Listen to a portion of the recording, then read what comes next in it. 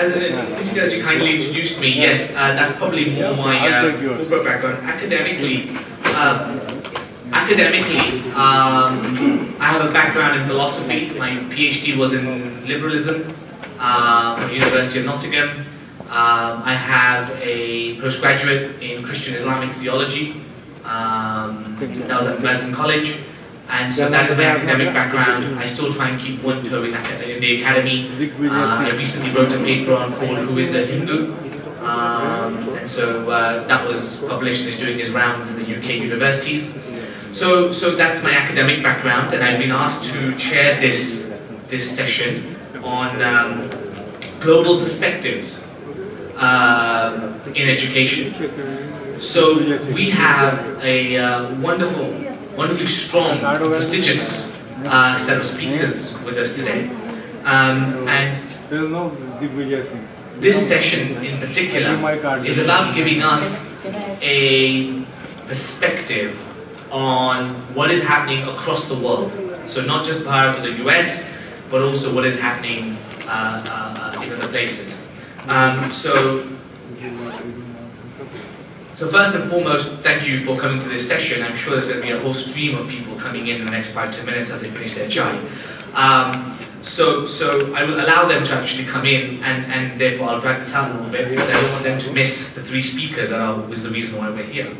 I will just say a couple of things before we start this session. Is when we talk about perspectives from across the world, it's important to understand what is it that we are talking about. We're talking about education, we're talking about the institutions that deliver that education at a mass level, whether that's primary, secondary, high school, university. We're talking about institutions that can deliver a particular set of values through education. So that's the kind of theme. A couple of house rules just to quickly go through this session. So number one is mobile phones. Everybody please, right now, put them on silent. I should do it too, otherwise I'll be the biggest hypocrite. So, but everybody put it on silent, please, thank you. Also, if the most urgent call of your lives comes through while this session happens, please don't answer your call here. I request you to leave the room, then answer your call. So that's just out of courtesy for our speakers.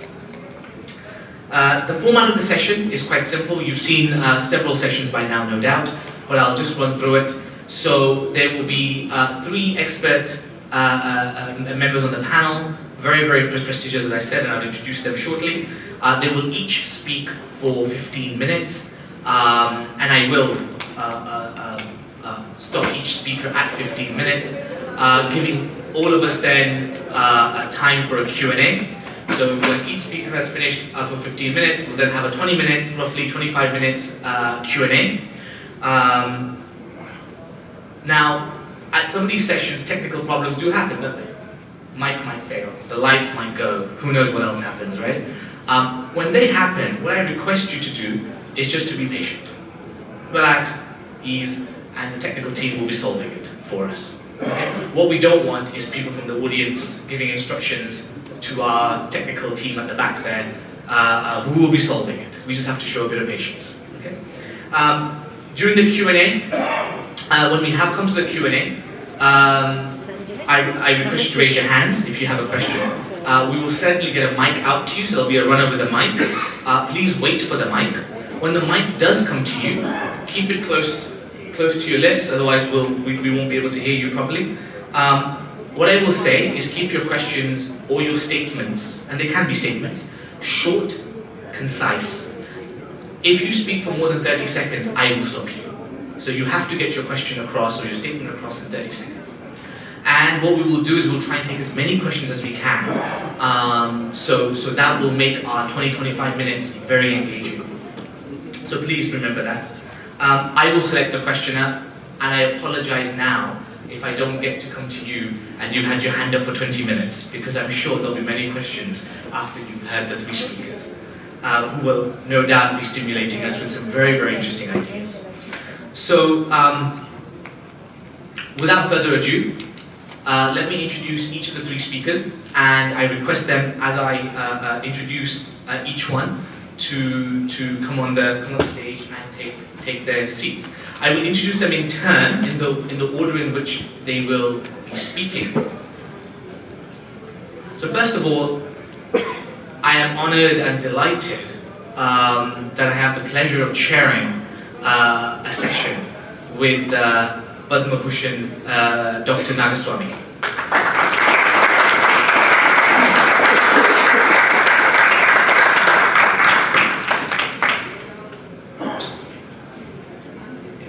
So, Sri Nagaswamy, Dr. Nagaswamy, is from southern Bharat. He is the doyen of the archaeology and history. He was honored with the Padma Bhushan, which is Bharat's third highest civilian honor. At the tender age of 87, he's a historian, a scholar, and he has had a fantastic career where he has spent decades with the Archaeological Survey of Bharat. Dr. Nagaswamy also founded the Tamil Nadu Archaeology Department and has served as a director for 22 years. So a real prestige to have him here. So, our second speaker is Dr. Rupa Saminathan. So Rupa ji, if I can invite you to come onto the stage. Thank you very much. Dr. Rupa Saminathan, an educationist with 25 years experience in both higher learning institutions, establishment and from an operational capacity. She started her career as the principal of Infants College in Malaysia. Dr. Rupa is enthusiastic and a dynamic trainer. She's a consultant, she's an author, she's a motivational speaker. She's been on TV, and she's a personal coach. She has a PhD in education administration. And now she's pursuing, and just because the PhD is not enough, she's now pursuing her master's in industrial psychology. She also manages a selected education group that provides skill qualifications and assessment. And she is the deputy president of the World Hindu Council of Malaysia, and also holds a diety with the WHC in Malaysia too. So Rupaji will be our second speaker.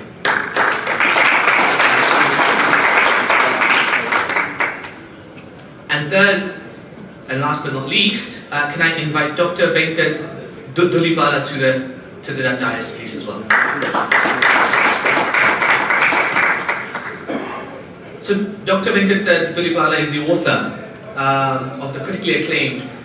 This is the book that he just recently released, and it's a book that I'm certainly going to be purchasing. There's no doubt about it. It just came to my attention 2 days ago.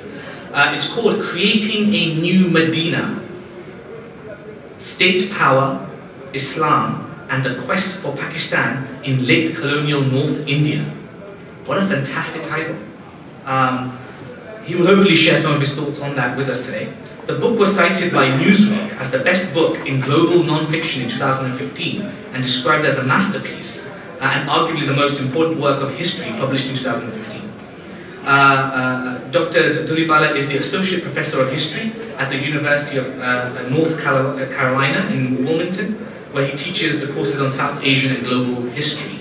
He did his PhD at the University of Minnesota. So please, another round of applause. So with the introductions done, I will go straight into it, and I will invite Sri Nagaswamy to come and open this talk.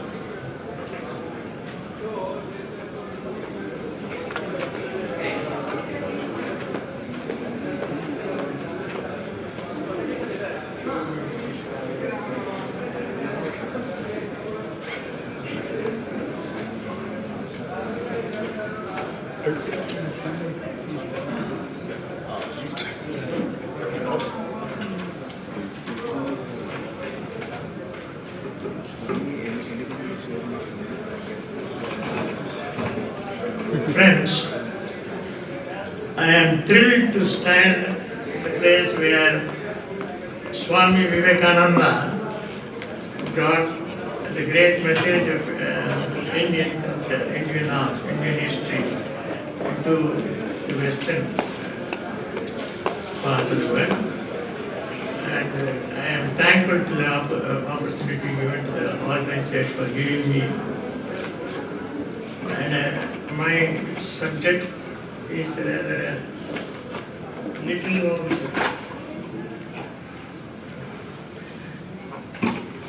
Consequences of neglect of Bharatiya jurisprudence,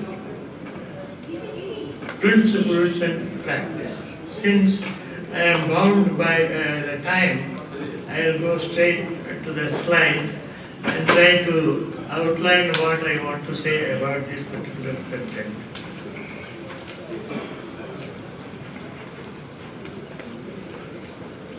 What? Go back? Other direction. You might need to control the slide. You see that? Can you move the slide to be moved to asking? I can do it.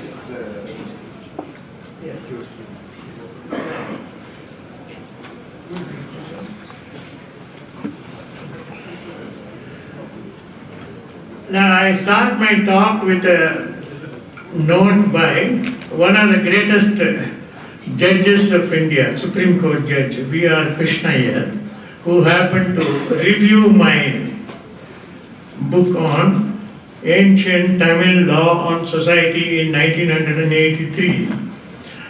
He was a very great judge, a revolutionary, and he died at the age of 99. Until his death, he went on doing reform. He is well known to Indian people. And he had this to say, or Nagaswamy's book, Studies in Ancient Tamil Law on Society, is in some aspects inspirational at the time when Swadeshi in law is out of vogue. He is talking about Swadeshi in law. And national roots in jurisprudence berated as dark when superstitious medievalists mislead the country about its judicial past. We have to search for truth in stone and honesty in metal, not in man and his lips. Because I am an epigraphist, I have made use of written documents of Rajasasana and thousands of inscriptions on stone walls on the temple to reconstruct the history of law and jurisprudence. And that's why he says that we have to search for in stone and metal.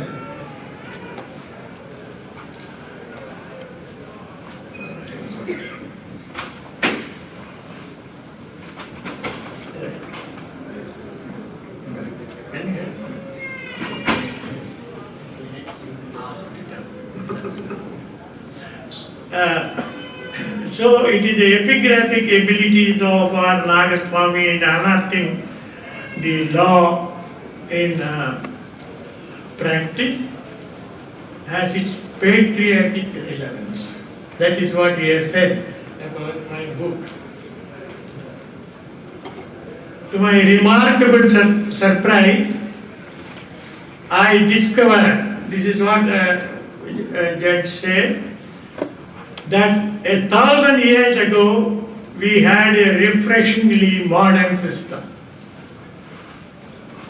Without its sophisticated vices, where law reigned, high people participated in justice, and king and community respected the verdicts and jurisprudence.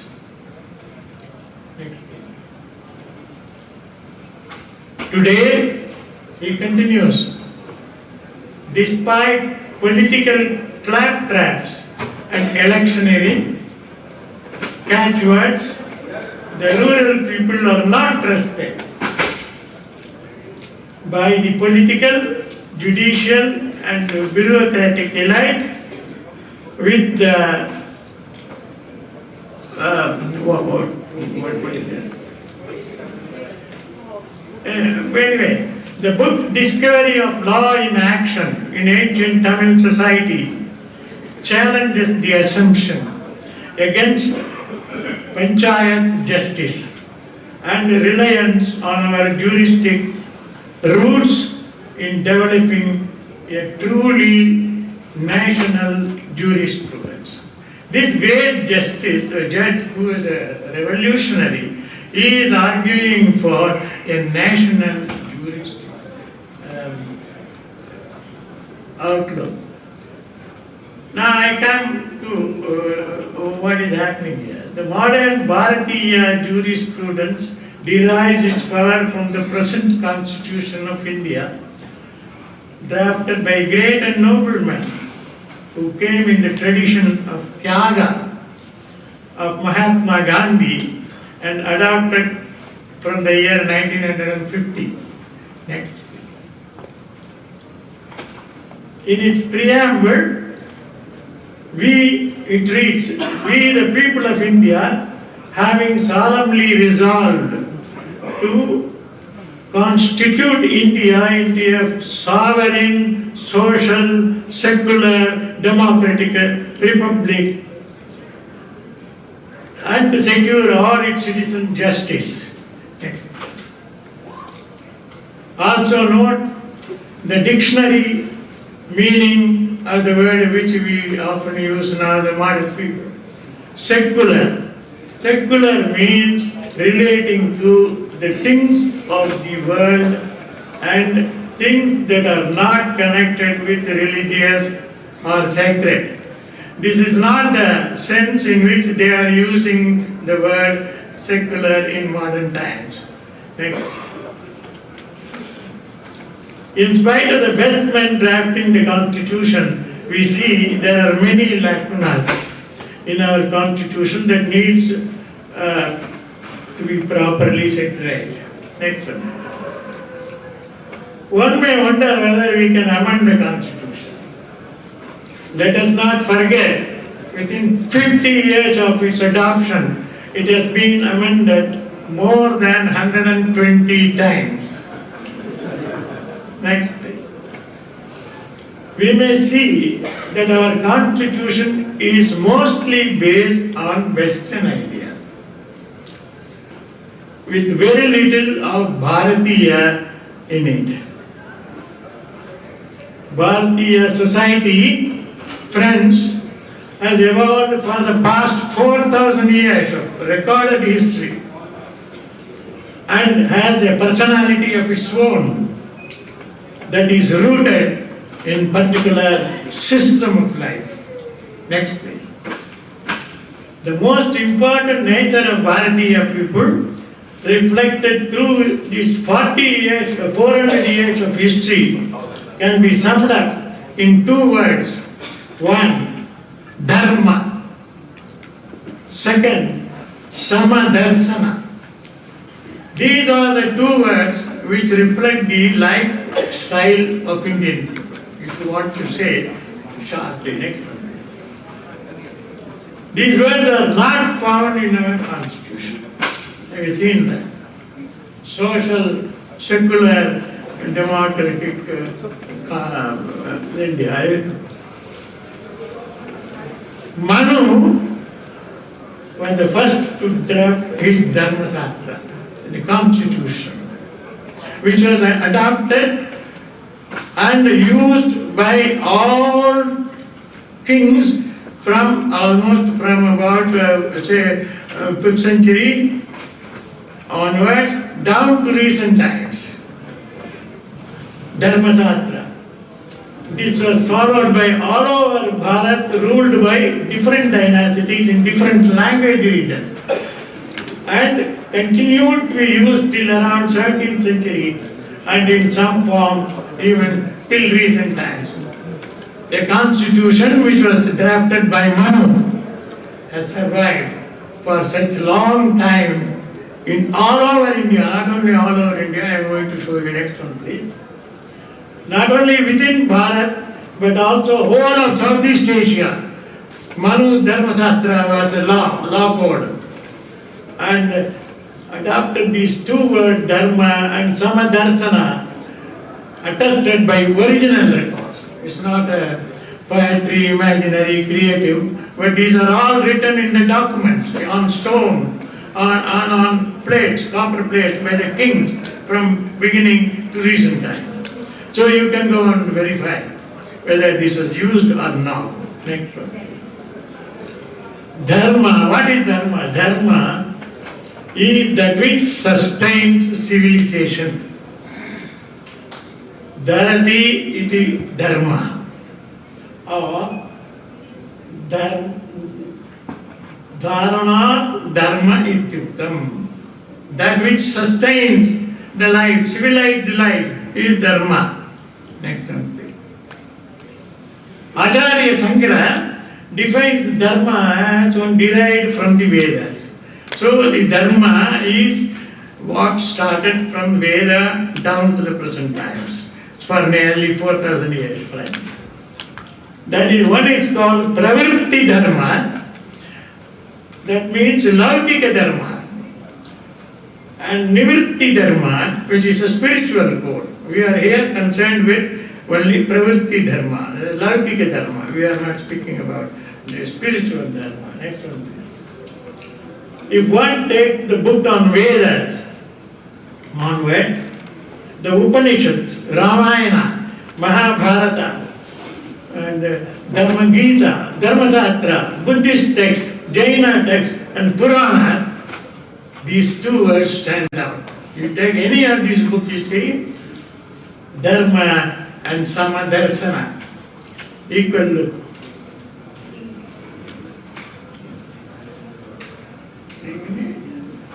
It is 15 minutes.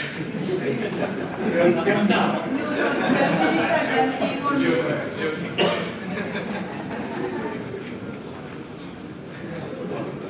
Okay, friends. Now I was next one. Mano Dharma Shastra was concerned mainly with worldly law. It is not a religious text. I have declared it in the Dharma text about equality, says Manu. Its very first verse says that impartiality. That is what he mentions in his work. Next one. See, take Ramo Vigrahavan Dharma. Next, please. Mahabharata. It's a text on Dharma, which was read in all the villages. The great book Bhagavad Gita is called the Dharma Shastra by Shankara, Bhagavan Shankara. Imam Gitaaptam Dharmam Uddisya Bhagavan Uttavam. Next one. Gita was considered Dharma Shastra by Krishna, by Shankara. Sarva Bhutastam Atmanam. Next one. Manu tells the same thing in identical term. Yaha sarva bhuteshu pachyati atmani atmanaha sarva samatam. Look at the word sarva samatam. Next one, please. Please note the word sarva samata and samadarsana. Next one, please. What did Buddha teach? Dharmam sharanam gacchami. Next one, please. What is the Jaina text tells you? It is Dharma. Next one, please. What did Ashoka, the great Maurya ruler who ruled? He speaks about Dharma. Dharma Ghosha, he says. Next one, please. In Tamil Nadu, Dharma was the law of the land for the past 2000 years of its known history. It meant, what does it mean? That everyone should feel that he lived a full life, pressure life, without hatred for the other man. That's what it says. The inscription says, not one or two, thousands of inscriptions. Next one, please. Now, friends, there are only 2 or 3 points I see, and I am ready to close it. According to recent report, 42% of our elected representatives in both parliament and also in the what you call legislative assembly have got criminal records. Our constitution, our parliament, our good judiciary are not able to prevent them to come into this post. That is the reason why we are discussing about this one. Next one. We have 1,000 years of written record about assembly qualification to be elected to the assembly. If one person is elected once, next consecutive 3 times he cannot stand for election.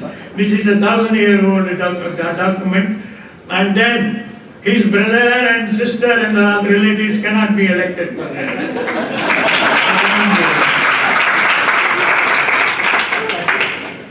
Similarly, the family members and relations cannot be elected. He cannot be elected for unlimited time. Throughout his life, only 3 times he can be elected, and he must give opportunity to the next generation to take over. Not once you enter, you be there till the very end of their life, you be the member, carry it, hold. That's not possible in ancient judiciary. Next one. Yeah. We have witnessed 30 members of one family being elected, and all of them are members. I think it is UP.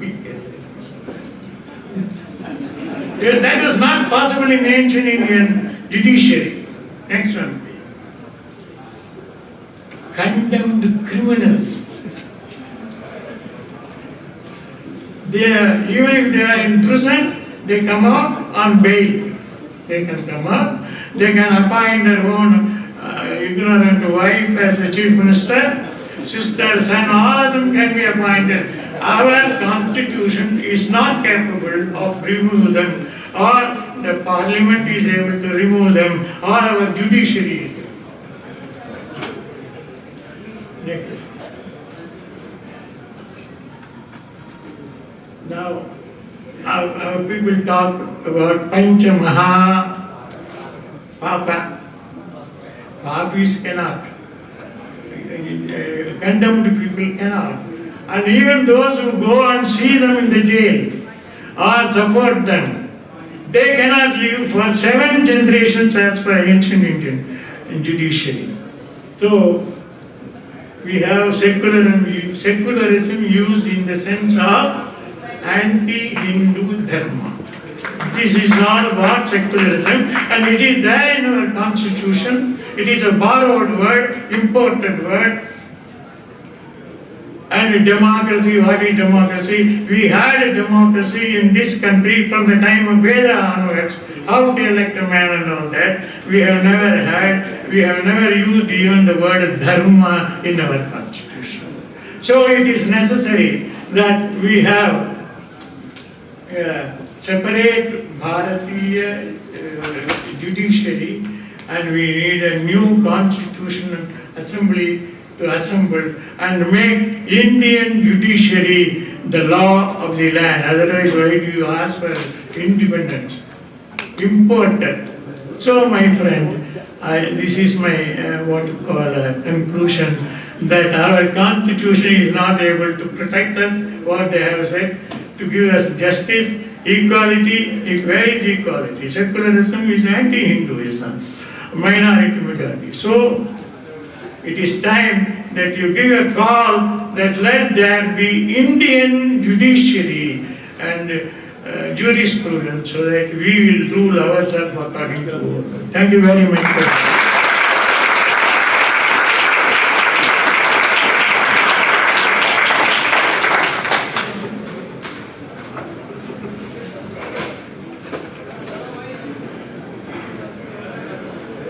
So, can we just shut those doors, please, at the back?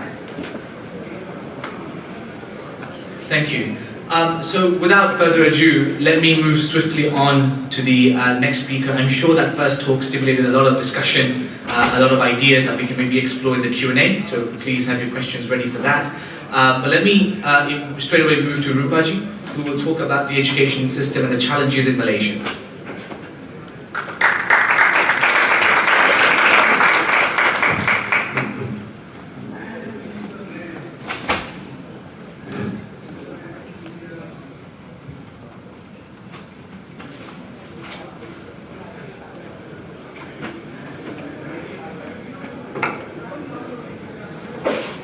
திருச்சிற்றம்பலம். நமச்சிவாய வாழ்க, நாதன் தாழ் வாழ்க, இமைப்பொழுதும் என்னென்று நீங்க நந்தாள். Namaste, Namaskaram, and distinguished speakers and brothers and sisters. I'm Rupa Saminathan from Malaysia, and my topic is portrayal of Hindu Dharma and culture in Malaysian schools.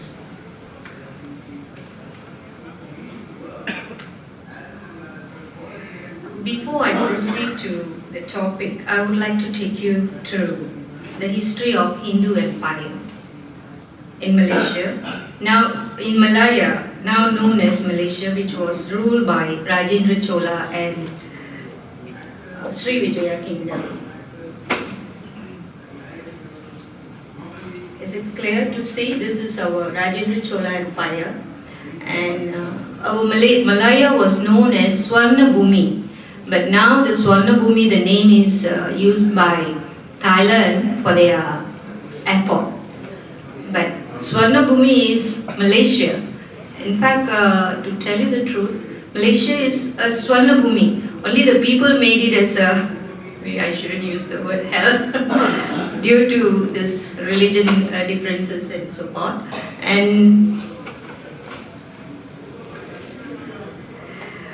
But the era of Hinduism,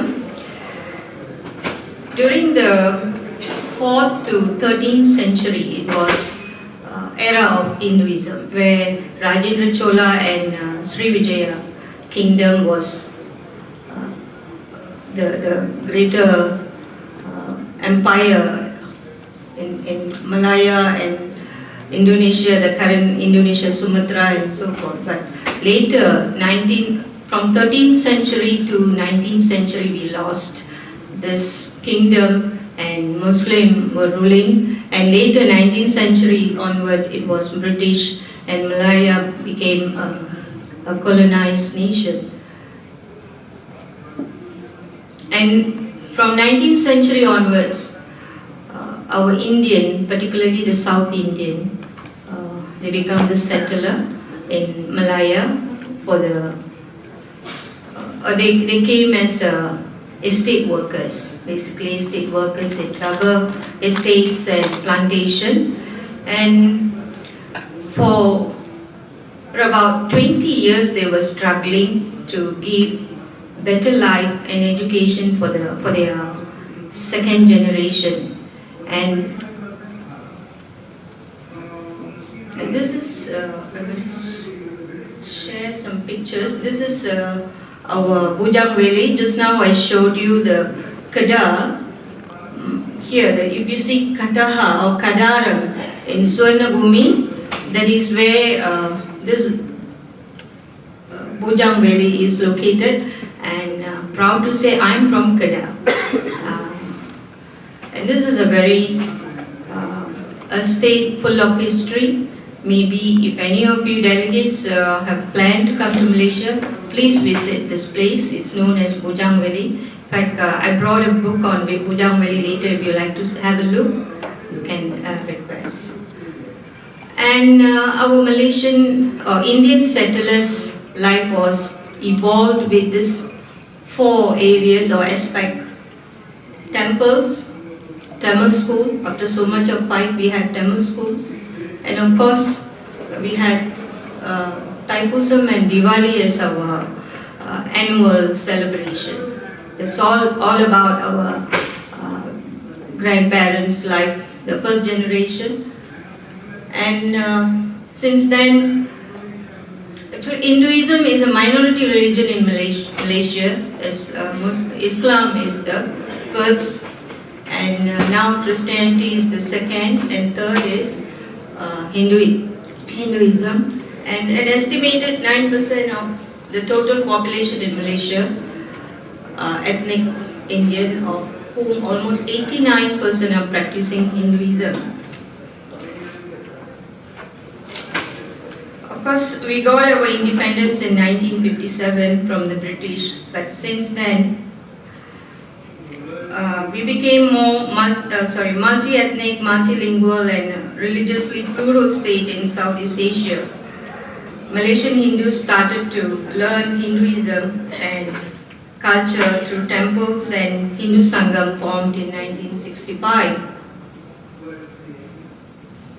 And the very reason why we start, our first generation, they started Hindu Dharma and culture education in Malaysia basically to teach our children organized religious knowledge and Hindu education. And of course, we want to prepare the children for their future, for their betterment of their life and career. And the topmost reason is to prevent them from conversion. In Malaysia, conversion is going on rampantly, and particularly the Christians and Muslims take opportunity in every possible way of converting our Indian. And we lost many capable or dynamic young people, girls and boys, to this Muslim and Christian through marriages, due to their job in government sectors, and right now even in colleges and schools they are starting to convert them. So we, the second generation, we started Hinduism or Hindu Dharma classes in schools through our temples, Hindu NGOs, and some Hindu scholars. We came together and we provided Hindu religious syllabus. We compiled the Hindu religious syllabus, and we started to distribute books to all the schools, and I have some statistics to show on that. Like Malaysian Hindu Sangam, the first Sangam established in Malaysia, we provide religious classes for primary and secondary schools throughout the country.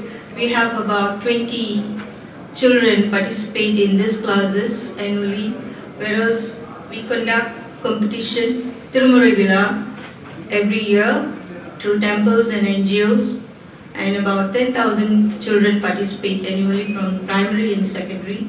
And we do conduct religious teachers training in all states. About 300 teachers participate and obtain their certificate in religious teaching. Religious classes for national service camps in all major cities in Malaysia. And we have religion and rehabilitation for Hindu prisoners in all 43 prisons nationwide. And through this Hindu Sangam, we have a program called Hindu Vidyalaya. It is early childhood education with basic Hindu Dharma and moral values. This is where we made it a compulsory education for our preschoolers. And we conduct this program through temples and preschool NGO premises. About 1,000 children participate, or they come for this early childhood education, and they are from, we call it B40, underprivileged children families, and they get free education from this Hindu Vidyalaya program. And for the Sunday school, we have Vivekalaya, where we teach Hindu history, storytelling, and character building. And meanwhile, through Malaysian Preschool Council, we have 7,000 children in our program, where we made it a compulsory program for them on Hindu education and cultural activities. Why we have to do it through informal system on this religious education, though we Indian Hindus in Malaysia, we are a citizen of the country, and yet we can't make our syllabus as a compulsory subject in our school, because the policy is such that it's only Islamic studies are allowed in schools, primary or secondary. In all our, even in Tamil school, religion education is not allowed. And of course, we are running those programs as outside program or external program for the schools. And meanwhile, our national schools are Malay medium, and religion or cultural programs are totally not allowed.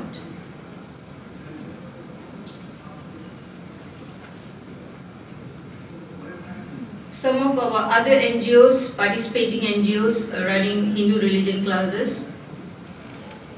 And they are like Malaysian Hindu Mahamandram, we have ISKCON, we have Temple of Fine Arts, and other NGOs who are conducting religious classes and cultural activities for children. They are at primary and secondary school level, whereas in universities and private universities we have programs on higher level. And these are some of our activities. Then we have regular talks and forums for our children for secondary and university level. And we personally conduct some classes.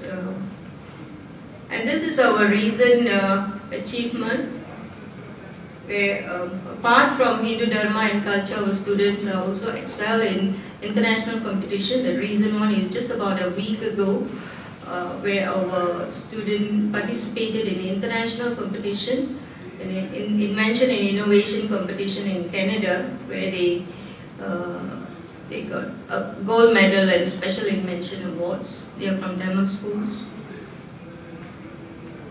And what are the challenges in propagating and providing Hindu Dharma and culture education in school? First of all is the government policy. Though it is not mentioned in our constitution, it is an Islamic country, but we are not allowed to conduct religion classes in the school officially. So that is our main challenge in providing Hindu Dharma and culture in schools. And of course, limited funding, shortage of qualified teachers, lack of virtual learning option, support from global Hindus organizations such as VHP Bharat and of course VHP International for more educational collaboration, and even getting volunteers at times is a great challenge for us. And we have prepared a few suggestions, a proposal as the way forward for Hindu Dharma and culture in schools.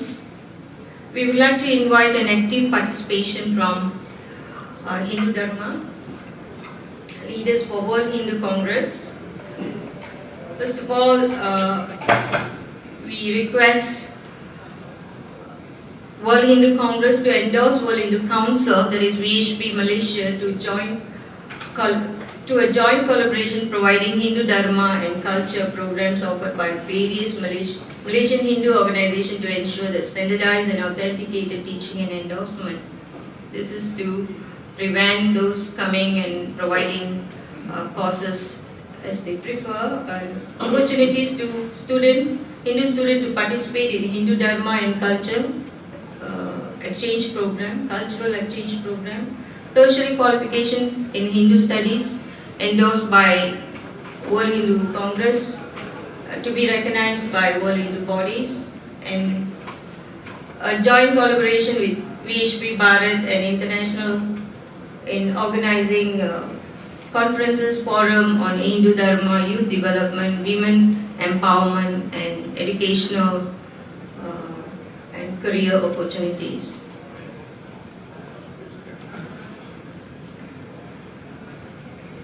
Of course, we go through a lot of challenges and struggle, yet we have a lot of hope that we can improvise the current situation in our country, in Malaysia, and we are sincerely hoping that the participation of VHP Bharat and International will further strengthen to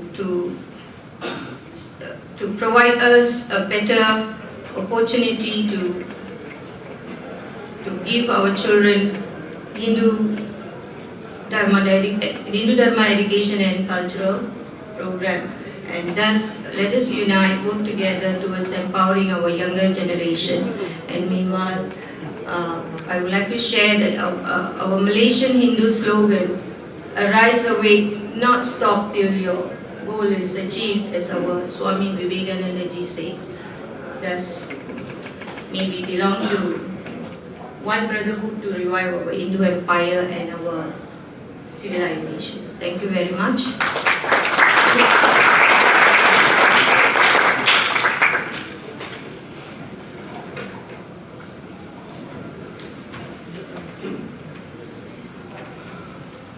Thank you, Rupaji.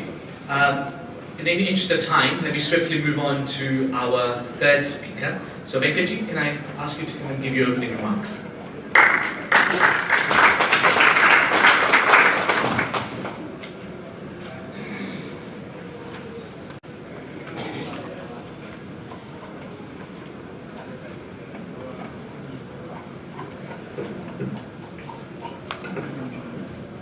Thank you all for coming. I have a slightly sore throat, so I'll try my best. I hope you can hear me in the back.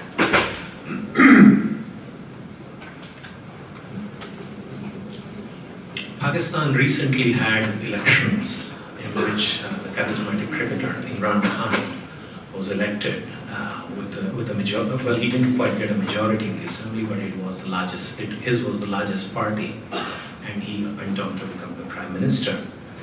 And in his opening speech, Imran Khan, when asked as to what kind of a state he wanted Pakistan to be, Imran Khan said, I quote, "My inspiration comes from the last prophet who set up an ideal welfare state in Medina. I want Pakistan to become like that."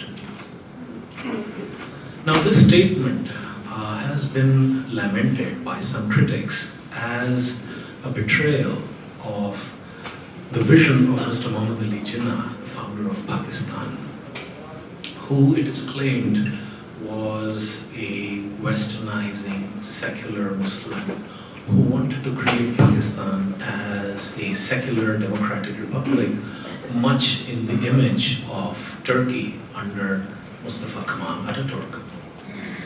But the question remains as to how much of a betrayal this statement of Imran Khan is as far as Mr. Jinnah's original vision is concerned. Now the scholarship regarding India's partition, which has been produced over the past 30 years or so, has congealed along two poles. On the one hand, there has been an enormous amount of focus on the high politics of the partition to look at how negotiations between the top leadership of the Congress, the Muslim League, and the British government collapsed, leading to the partition. And in this regard, it has been noted that Mr. Jinnah was using Pakistan as a bargaining counter to gain parity or equality for Muslims in an undivided India, post-British India. And that it was the intransigence of the Congress which forced him to accept a Pakistan which he really never wanted in the first place. It is also claimed that Mr. Jinnah was vague about Pakistan, did not quite define it, left it as a slogan, allowing people to figure out or imagine it in as many possible ways as they possibly could. Now the other pole of scholarship, which has moved away from the archives and now rests primarily on memories of people who survived the partition, looking at people like Toba Tek Singh, the man who was immortalized in fiction. And it is argued that, well, Pakistan did not really make much sense to the people on the ground, and that their lives were upended as a result of hasty decisions taken at the top, which led to the catastrophe of the partition. Now my own book, which is titled Creating a New Medina, in a way which, I was surprised when Imran Khan said that, he wanted Pakistan to become like Medina himself. My own book asks this question, that if India is a society which is rather argumentative, as somebody claimed, in which just about everything is articulated, discussed, debated, thrashed out in the public sphere, how come this idea of Pakistan remains vague? And my own research into the press, Urdu as well as the English press, shows that the idea of Pakistan was fairly intelligently argued. There was a rather sophisticated debate on the meaning and implications of Pakistan. And I argue that far from being a vague idea, Pakistan was popularly imagined as an ideal Islamic state, a new Medina, as somebody called it. This was supposed to become or emerge as the most powerful and largest Islamic state in the New World, which would be the protector of the global community of Muslims or the Ummah, and thus emerge as a successor to the defunct Ottoman Caliphate, which had dropped the baton of leadership of the Muslim world at the end of World War I.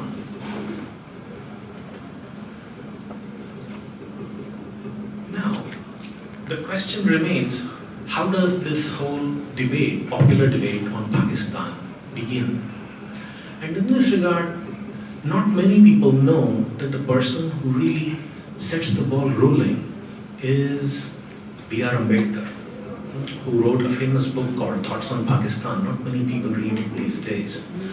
But in 1944, when Jinnah and Gandhi met in Bombay for a summit meeting to resolve the communal deadlock, both of them cited Ambedkar's book as the important text which should be read by people to kind of understand the issues which are at stake in this whole Pakistan demand.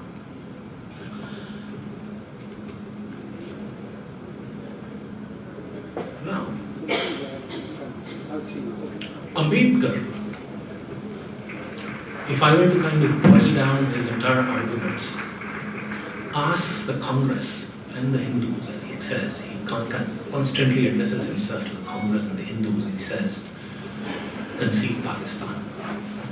And he comes up with a variety of reasons. He says, India will be far better off if Pakistan is conceded. And he goes through a number of reasons. He says, he gives historical reasons, he gives social reasons, he gives economic reasons. He says India will be economically better off if we were to concede Pakistan. But ultimately there are two reasons which Ambedkar says are most important for him. First is the question of India's defense. And here, Ambedkar asks a simple question. We look at the composition of the Indian Army, the British Indian Army at this point in time. It has a very large component of Muslim soldiers. And Ambedkar asks this this question. What if India were invaded by Afghanistan, or if India tried to invade Afghanistan? How would the Indian Army work? And he bluntly says that rather than invade Afghanistan or allow or fight the Afghans, the Muslims in the Indian Army, who are predominantly from Punjab and Northwest Frontier Province, would rather not fight for the Indian Army. They would kind of go over to their Afghan brethren. So for Ambedkar, the most important thing is a safe army. That is what would defend India against an external enemy, and also work towards internal peacekeeping functions as and when necessary. The other important reason why Ambedkar believes that Pakistan should be conceded is that the Muslim League's brand of politics does not allow for the emergence of modern politics in India. As he says, Muslim League politics take no note of secular categories of life, that is, the differences between rich and poor, capital and labor, landlord and tenant, and recognize only one fundamental difference, that is Hindu versus Muslim. Moreover, what Ambedkar was also worried about was what he saw as an ever-increasing catalogue of demands made by the Muslim League. And in that he says that they are almost always successful. More than anything, what the Muslim League demand for about a 50% share in everything it does is to eat into the share as far as the rights of other minorities in India are concerned. Now Ambedkar, in his book, makes it fairly clear that India would be better off by conceding Pakistan. And that Pakistan, when it emerges, is going to be a rather weak state. It may not even be viable. Now, it is in response to this book that the propaganda created by the Muslim League responds primarily. The Muslim League propaganda, which is published in a few volumes and pamphlets, which are also translated into Urdu, talk about Pakistan as not just a viable state, but a state which is as, if not more powerful than Hindu India. And it talks about Pakistan in terms of its natural resources, its infrastructural assets, its strategic location, its alliance, its potential alliance with all the Muslim countries behind it. And it is claimed that Pakistan would lead this Muslim bloc in the 20th century world. Now, as far as these realpolitik justifications of Pakistan are concerned, two more arguments are put out. The question that is asked is, what is going to happen to the Muslims who will be left behind in Hindu India? And to this, the Muslim League propaganda says, well, one, in case the Muslim minority in India is persecuted, Pakistan could go to war with India. It could approach international bodies to pressure India to treat its minorities properly. Or the other idea which is put forth is what comes to be known as the hostage population theory. That is, if there is violence against Muslim minorities in India, retributive violence might happen against non-Muslim minorities in Pakistan. Now, it is not just these kinds of realpolitik arguments which are made in support of Pakistan. What is also claimed, as I referred to earlier, is that this is going to be an ideal Islamic state.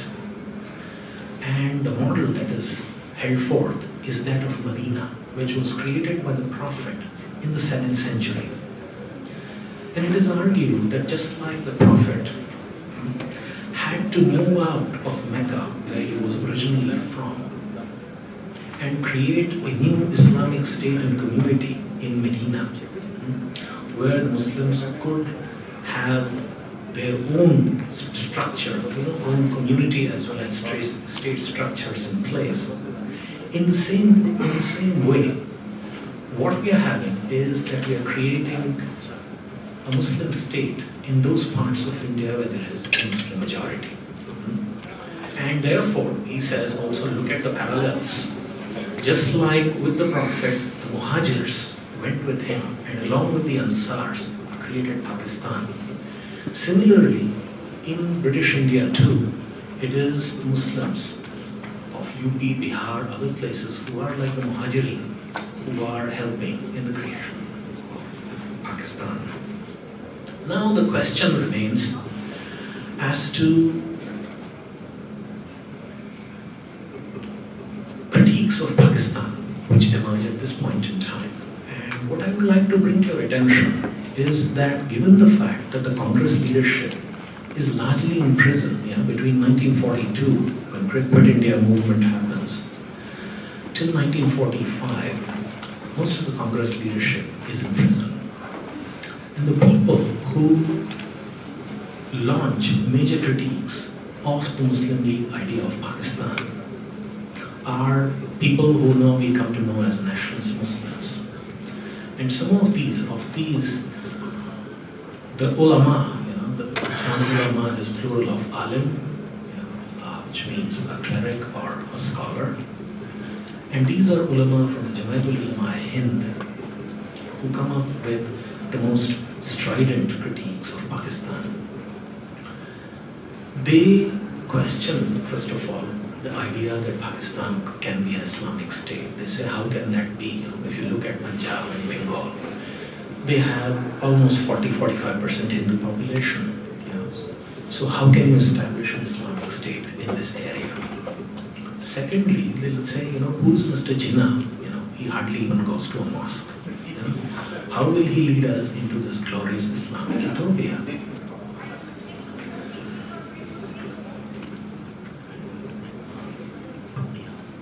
The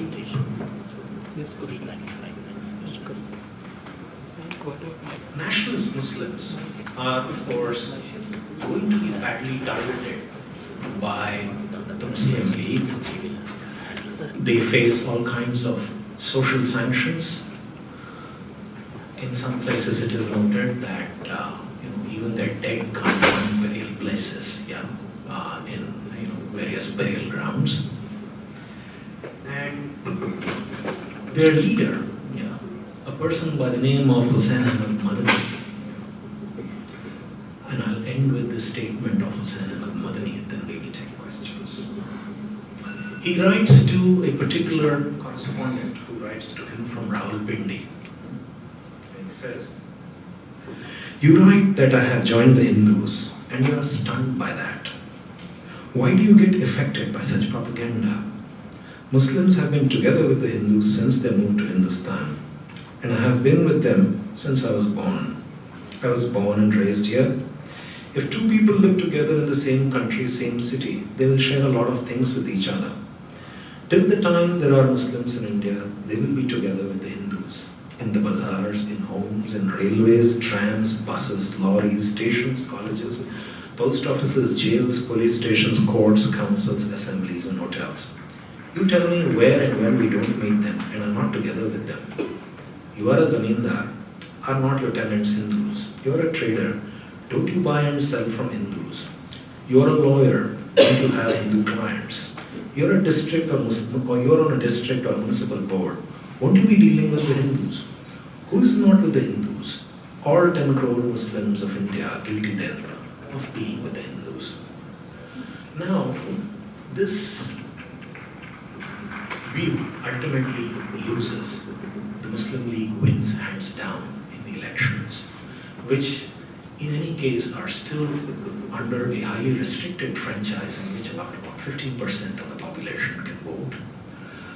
But there is a lot more I wish I could have talked to you about, but I'll take that up in the question and answer. Thank you.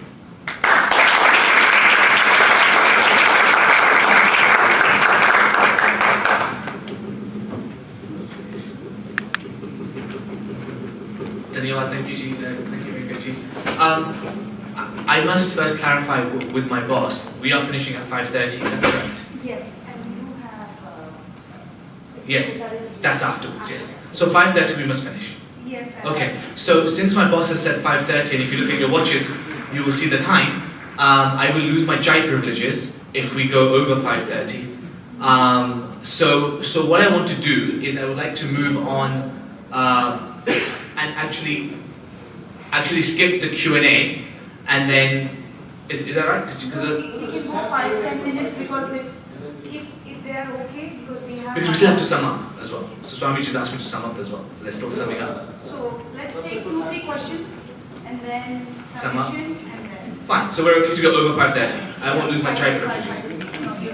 Perfect. Then we can have questions. Wonderful. So, yes, please raise your hands and then I will come to you. And please keep your questions, remember, as short and as concise and precise as possible.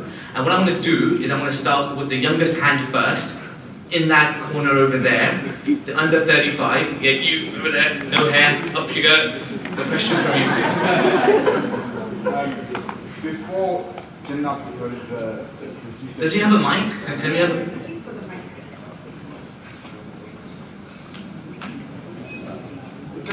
Okay, go on, you can speak up. So before Jinnah proposed the two-state theory, there were various other theories in the 19th century. But before Jinnah proposed the two-state theory, I won't go back to 19th century, but Savarkar suggested a two-state theory in the mid-30s. In the mid-30s. I would like your sort of take on how Savarkar's theory differed from Jinnah's.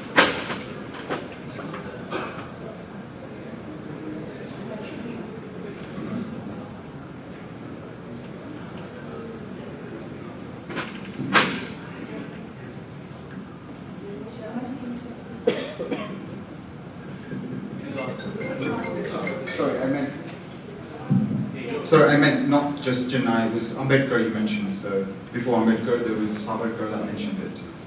So.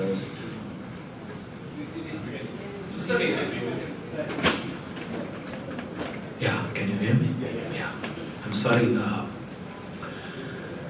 It's not a two-state theory. A two-nation theory is what the Muslim League, and before that, Savarkar also, of course, agrees that the Hindus and Muslims are two separate nations. But Savarkar, I don't think, wants a partition. Yeah, Jinnah does want a partition. That is, territories which have solid Muslim majorities, which are contiguous also. Yeah. Those are the places where Muslims should have their own state, which is going to be separate, which is going to be independent. So there is, that's different. That's one fundamental difference between, Savarkar and Jinnah. Even though both believe that Hindus and Muslims are two separate nations, I don't think Savarkar would have wanted a division of the land. Thank you, Dhanyawad. The gentleman at the back there, and then we'll use that. This is Dr. Suresh Reddy. I have a No, at the back, right at the back. Go ahead. No, not me, you. Yeah, that's right. Use that. This is a question for Dr. Dhulipala. I'm worried about Medina in Pakistan, but I'm more worried about Medina in India. I'm from Hyderabad, which was supposed to become South Pakistan, but we lucked out.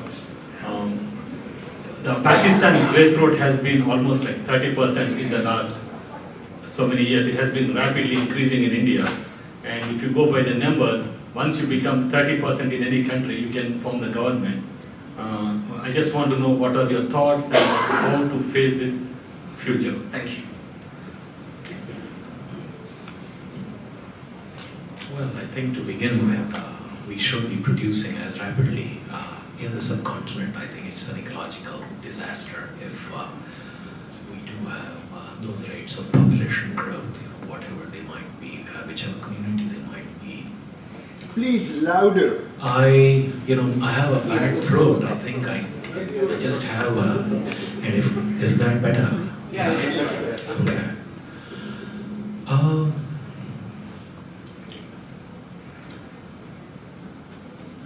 What we do need is attempts to bolster our own nationalism, in which there is, of course, the fact that we are all loyal to the Indian Union, that we do not contemplate or we do not concede any further partitions of the land. And I think what is probably, this may be a lame answer, but possibly what can keep us going is the continuation of democracy in this country, in which you talk things over, and that's the only way. Yes, thank you. Okay. Sorry, gentleman on the edge of the aisle. Yeah. And then I'll come. Question again for the professor. You're in high demand. Yes, it's the most controversial statement that you made. And by the way, I've been reading Pakistani newspapers for the last 15 years, ever since Kargil. Sir, 30 seconds. Just for the question, yes. And it strikes me that even in Pakistan, they don't have this understanding.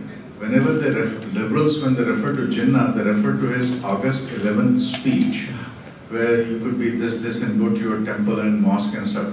Why is that? I mean, I can understand that Indians don't understand it, but why is that the Pakistanis don't understand that?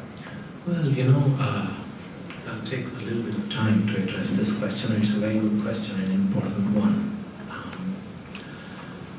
You look at it, Pakistan was created in the name of Islam and an Islamic state. Throughout the 7 years since the Lahore Resolution was passed in 1940, you've used Islamic rhetoric. You said that the Hindus and Muslims can't live together. And suddenly on 11th August, it's like, in Hindi there is a saying, no socho ye khakar pili aaj ko chaliye. You can't do that. So the thing is, I don't know if you know that, but there is no audio recording of this speech of Jinnah. In fact, even while he was alive, the Pakistani establishment must have erased it. There are only transcripts of this. Secondly, even though on 11th August he makes this speech, the Muslim League, which is the ruling party in Pakistan, it is like the Indian National Congress was the vehicle for Indian nationalism and independence. The Muslim League was likewise that for Pakistan. But whereas the Indian National Congress is open to people of every denomination, you can be Hindu, Muslim, Sikh, Christian, you can be Telugu, Tamil, whatever, any gender, any race, whatever it is. Even after Pakistan gains independence, in December of 1947, when Mr. Jinnah is asked, why don't you make the Muslim League an organization which is open to membership of all of Pakistan's communities? Mr. Jinnah refuses, saying Pakistan is not ready for it. And to become a member of the Muslim League, you have to be a Muslim. Moreover, throughout, as I said earlier, throughout his campaign for Pakistan and later also, Mr. Jinnah talks about Pakistan having laws which will be based on the Sharia, Pakistan's economy to be neither capitalist or socialist, but an Islamic economy, Pakistan's democracy to be an Islamic democracy. So the thing is that when you very explicitly use this language, you can't be doing about turns. You can't. It fails. Okay, thank you very much. I think there's a gentleman here, and then we'll come to, I'm about to meet my quota, so I'll come to you at the end. Hi, this question is for Dr. Saminathan. Change of political power from Najib Razak to Anwar Ibrahim, has it improved the standing of Hindus? Has it reduced the pressure to convert? Has it given you more ability to teach freely? Sorry, could you repeat that question again? The change of government of Najib Razak to Anwar Ibrahim, has it made it better for you? Yes.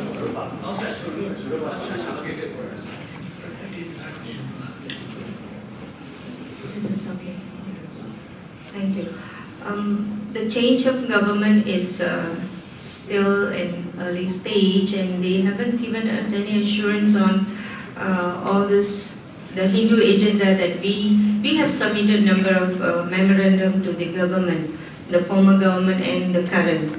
And we have 4 Hindu ministers now in the new government, 12 member of parliament and 8 state ministers. Of course, we stand better chance for some changes for Hindu religion to be taught in the schools, but a lot of work need to be done because we are expecting our 4 ministers to work on it to bring it out to the parliament and to the cabinet. Thank you. And then the final question is there. Sorry, just a quick question. Regarding So, quick question. It's a little bit pertaining to Pakistan. With the growing relationship between Pakistan and China, do you think Balochistan will ever gain independence? That's a good question. I really don't know. Good answer. Okay, this is a lovely answer. We'll have one more question from here. We had perspectives of law from the Hindu perspective what you presented. Do we have any references of text available for perspectives of archaeology? Guys, excuse me, can you be quiet at the back there and close the door, please? Thank you. Sorry, can you repeat that again? Do we have any text or references of study of archaeology and history from a Hindu perspective? Do you know any references?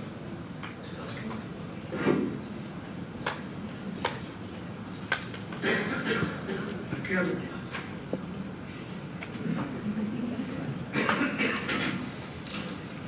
Archaeology consists of several branches of knowledge. One is epigraphy. Epigraphy is written on the walls of the temples and also on the copper plates issued by the kings. Several kings we have documents issued from Bengal, from Assam, from Madhya Pradesh, you have from what you call Andhra, Maharashtra, Karnataka. From all these places we have several copper plate grants given by the king.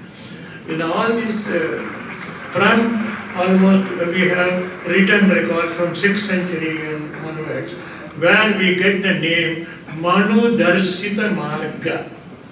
The king says that we follow the law established by Manu, and it comes down to that is archaeological evidence. That is a verifiable. What is archaeological evidence? It's the science of verifying. You can go and verify. And so we have quite a large number in thousands from 6th century to almost modern times, written on the wall in ancient script, in Sanskrit, in Tamil, in regional languages and so on. That is the archaeological evidence to show that the law continued till it was displaced from the 17th, 18th century. Anyway, thank you. So we will now, I'm afraid I know there are some more questions to be asked, but I'm going to have to just conclude the Q&A there. I want to sum this up, and there's a particular sort of narrative that's come out of not just this session, but several other sessions. Sanjayji, do you have some more slides from Gunaji? You have no more slides from Gunaji? Okay, fine, no problem. So there was something I wanted to show you, and it was a map of how ideas are formed. So how does the society, now there's concerns of Malaysia, then there was concerns about what's happening in Pakistan, and throughout this whole conference, we've heard many concerns, and we all get frustrated with why? Why is the Hindu voice not heard? So I had a map to show you, which obviously hasn't come through, but I'll be happy to share it with any of you that are interested. And it's an institutional map. What that means is effectively how does a society create the ideas that become common sense. Common sense, we discover, is not so common until it is developed over time through institutions, not through personalities, not through people, through institutions. So there are several institutions that the Hindu world simply does not have. That is a fact. So what are those institutions that we simply do not have?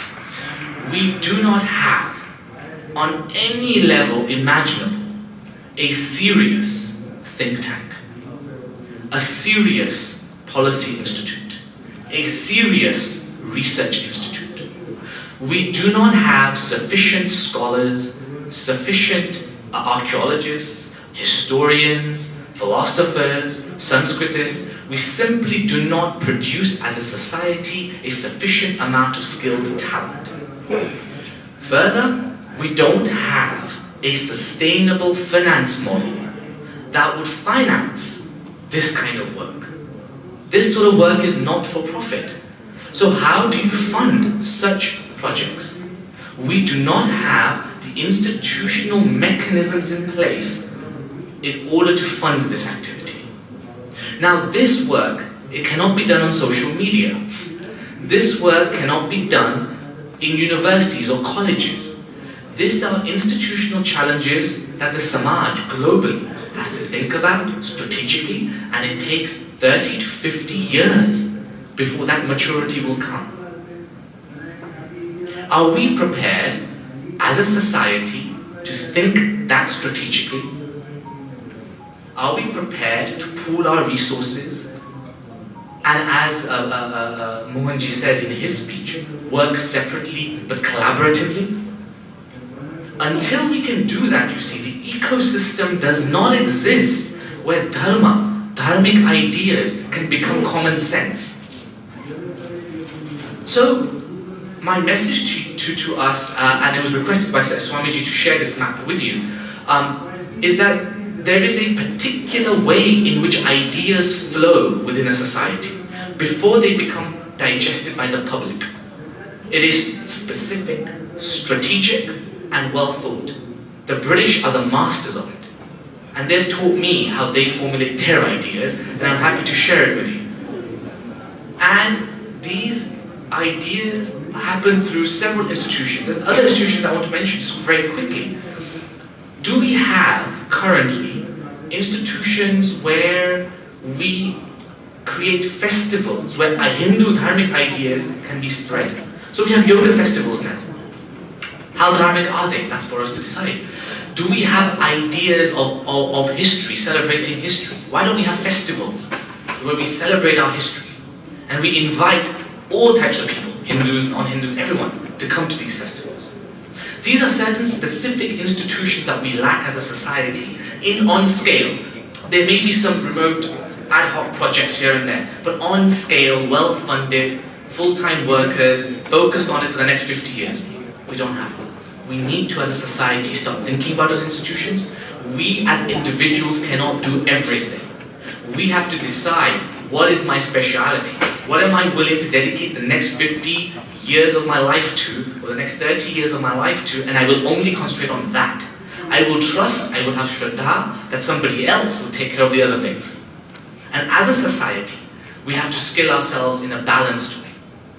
These things are challenges. These are generational challenges. But we have to start. I think we've already started. There's a lot of good work happening around the world, especially in the UK, and with all of our support and with these sorts of congresses, may the work continue. So I wanted just to conclude with those remarks. Dhanyavad, thank you very much, and I will end the session with